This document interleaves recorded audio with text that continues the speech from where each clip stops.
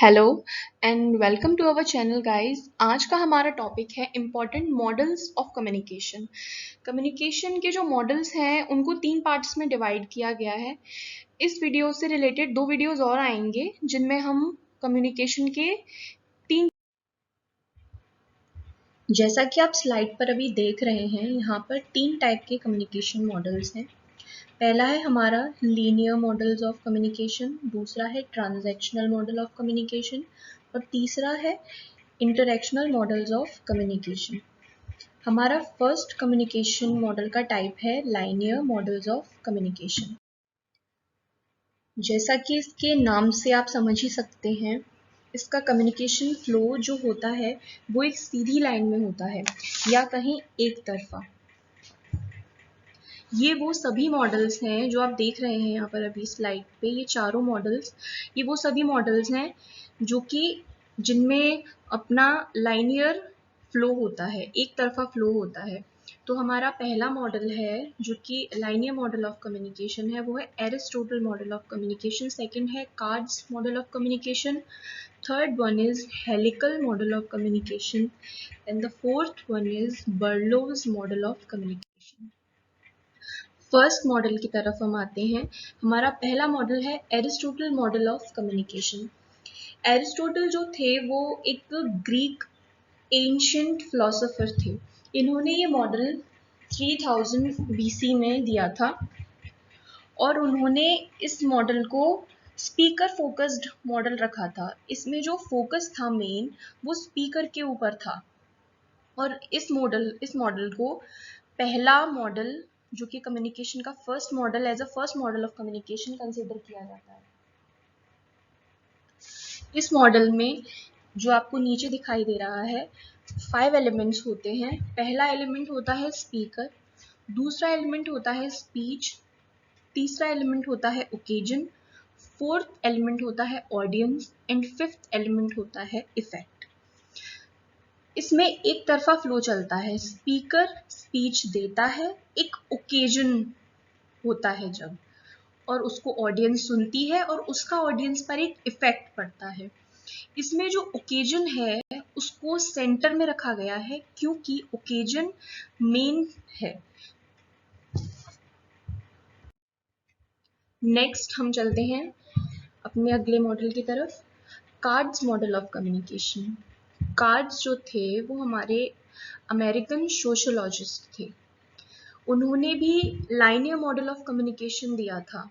उनके इस मॉडल का नाम था 2 स्टेप फ्लो ऑफ कम्युनिकेशन। उन्होंने इस मॉडल में एक अलग शब्द का इस्तेमाल किया था, गेट कीपर, या फिर हम कह सकते हैं ओपिनियन लीडर।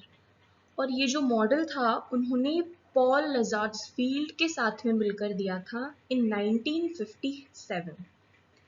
इनका जो लाइनियर मॉडल है इसमें स्पीकर होता है, गेट कीपर होता है और ऑडियंस होती है। इस मॉडल के अकॉर्डिंग कोई भी एक मैसेज होता है, उसको अगर लोगों तक पहुंचाना है हमें, जैसे कि आप इसको एक कंपनी से देख लीजिए। अगर कोई कंपनी है, उसको एडवर्टाइज करना है अपने किसी प्रोडक्ट के बारे में, तो उस कंपनी का एडिटर जो होगा, उस कंपनी का जो सीईओ होगा या जो मेन होगा उस कंपनी का, जब तक उसके पास से होकर वो इंफॉर्मेशन नहीं जाएगी, पहले उस इंफॉर्मेशन को प्रिपेयर किया गया है ना, स्पीकर्स के द्वारा। स्पीकर्स मान लीजिए, स्पीकर जो है वो उस कंपनी के स्पोक पर्सन है ना।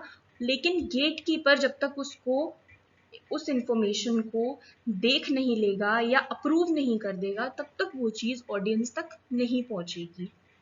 या फिर इसका एक दूसरा एग्जाम्पल हम समझ सकते हैं, जैसे कि कोई किसी पार्टी का नेता होता है, वो हमेशा एक समूह को उसके ओपिनियन लीडर के द्वारा इफेक्ट करता है। जैसे कि अगर कोई पार्टी है, पॉलिटिकल पार्टी है, वो एक कम्युनिटी के जो लीडर्स होते हैं, हर एक कम्युनिटी का एक लीडर होता है ना, तो हर एक उस कम्युनिटी के लीडर को वो इफेक्ट करेगा। वो कोशिश करेगा कि इस कम्युनिटी के लीडर पर मेरा इफेक्ट पड़े, तब इस लीडर से रिलेटेड जितने भी लोग हैं उन सबके ऊपर मेरी पार्टी का अच्छा इफेक्ट पड़ेगा। तो इस तरीके से टू स्टेप फ्लो मॉडल कहा जाता है, लेकिन होता ये लीनियर ही है। इसमें फ्लो हमेशा एक तरफा ही होता है। एक तरफा फ्लो हम इस तरीके से भी समझ सकते हैं, इसमें फीडबैक की कोई गुंजाइश नहीं होती है या फीडबैक की कोई ज़रूरत भी नहीं होती है। हमारा नेक्स्ट मॉडल है हेलिकल मॉडल ऑफ कम्युनिकेशन। इस मॉडल को फ्रैंक डेंस ने प्रपोज किया था इन 1967। उन्होंने ये जो मॉडल है वो एक हेलिक्स से इंस्पायर होकर दिया था, इसीलिए इसको हेलिकल मॉडल ऑफ कम्युनिकेशन भी कहते हैं। आप यहाँ पर एक चीज़ और नोट कर लीजिएगा, इसको डेंसिंग मॉडल ऑफ कम्युनिकेशन भी कहा जाता है। जैसा कि आप इस डायग्राम में देख रहे हैं, नीचे आपको एरो दिखाई दे रहा है रेड कलर का, उसके नीचे लिखा है इंफॉर्मेशन सोर्स।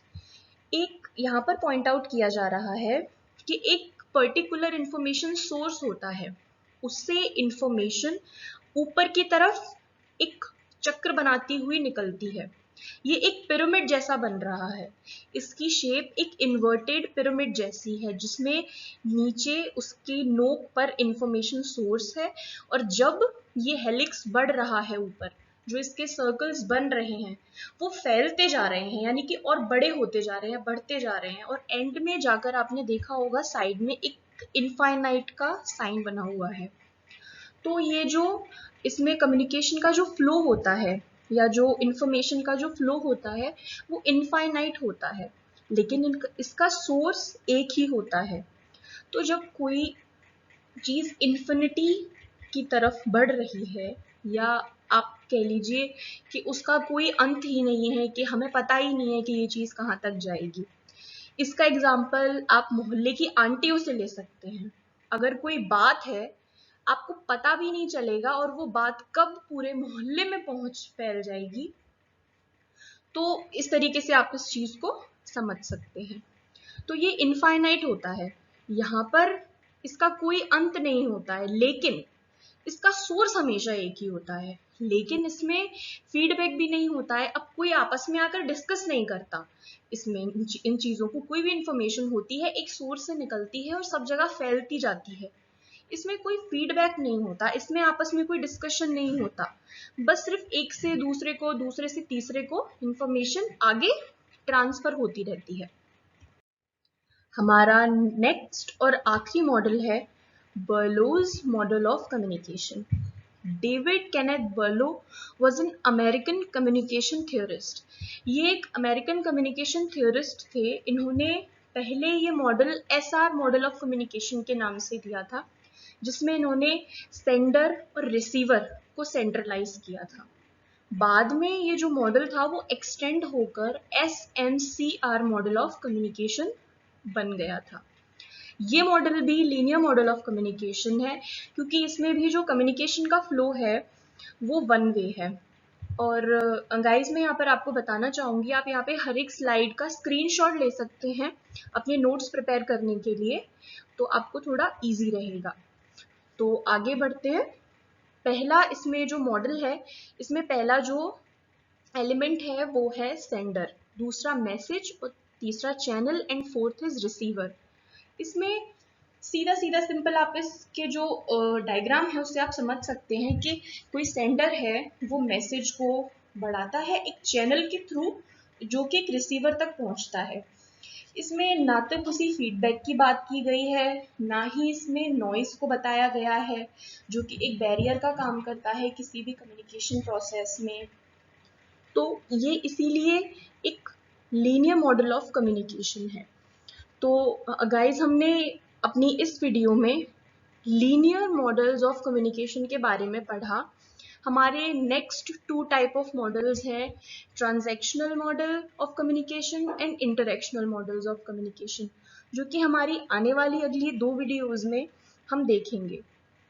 तो मैं चाहूँगी कि आप लोग इस वीडियो को ज़्यादा से ज़्यादा लोगों तक शेयर करें, इस वीडियो को लाइक करें और चैनल को सब्सक्राइब करें, और प्लीज़ कमेंट में बताएं कि आपको ये वीडियो कैसी लगी और क्या आप इस तरीके की और वीडियोस देखना चाहते हैं इंफॉर्मेशन से रिलेटेड, नॉलेज से related. Thank you so much for watching.